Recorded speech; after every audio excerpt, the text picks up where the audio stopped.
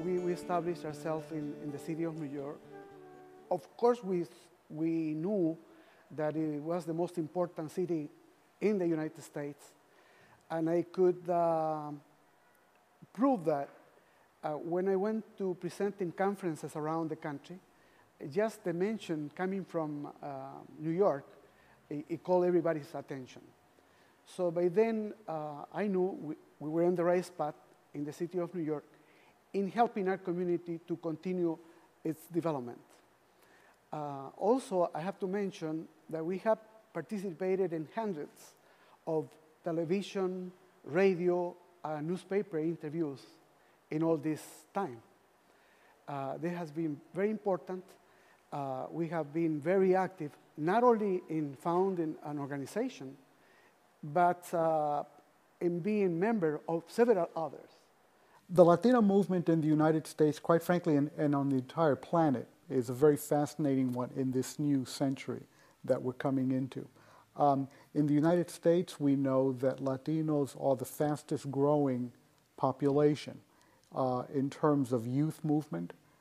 Economically, we're going to be the most viable economic force in the United States by the year 2030. By the year 2050, Latinos will be the majority population in the United States. And when you look around the world, the Latino population is going to be a major mover and shaker in terms of culture, in terms of the economy, in terms of the arts, and I think increasingly in terms of education and science. Keep ancient lands your storied pomp, cries she, with silent lips. Give me your tired, your poor, your huddled masses yearning to breathe free, the wretched refuge of your teeming shore. Bring these, the homeless, tempest-tossed to me. I lift my lamp beside the golden door.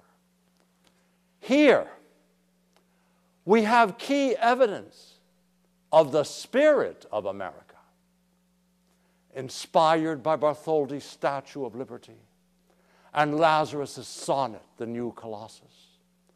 The We Are You project is an attempt to restore the hope of the American dream.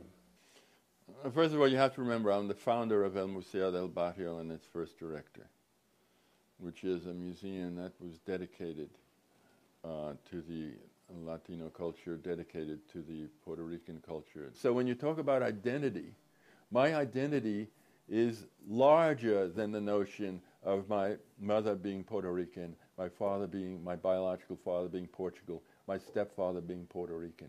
It's larger than that. I'm not stuck there. I'm not hostage to it. I saw myself as an American. I would probably want to consider myself an American Latino artist. I mean, you get an American black artist, so and that really defines the black experience. But the Latino experience it's just as complicated, and it's just as complicated as just being an American. Cuban American or American Cuban? Well, this is the way I look at it. Because I have thought about this many times. I am an American citizen. God bless America. However, I was born in Cuba, which makes me a Cuban American.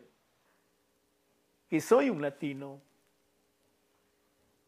que vengo acá para dejar mi testimonio, para ser el americano. Ahí dice latinoamericano, americano. Sudamericano. It's a really interesting situation because I left Cuba when I was 7 years old, and I lived in Spain for 2.5 years in Madrid, and I arrived in the United States in 1974. So by definition, I would be considered a Cuban American, but I consider myself Cuban. I consider myself to be an American Spaniard, American Spanish person. And I'm very proud of that. And I wouldn't be one without the other, so I embrace them both. America, America. At the turn of the millennium, he still cries, still fights, still ignores, still sounds in the four corners of the earth. America, Madre America. No longer white, blue, and red. A new sound, a new color, a new brush stroke. Yellow, mahogany, purple, scarlet, gold, Latino.